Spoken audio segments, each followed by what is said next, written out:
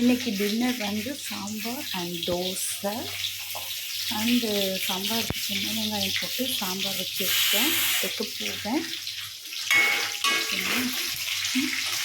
பருப்பு வந்ததும் வெங்காயம் போட்டு சாம்பார் ஸோ எளிமையாக இருக்கும்.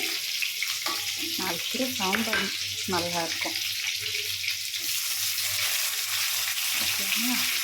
தக்காளி போட்டு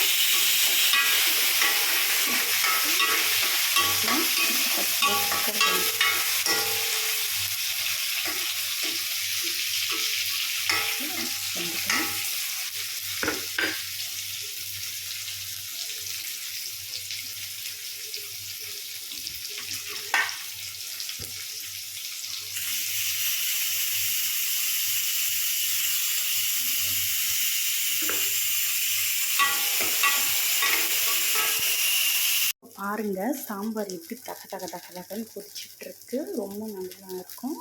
அப்புறம் தோசையும் ரெடி ஆகிட்டுருக்கு. நம்ம ரெடி ஃபார் டின்னர். நல்லா ஜாலியாக ஹாப்பியாக சாப்பிடுவோம். ஓகே, பாய். தேங்க்யூ.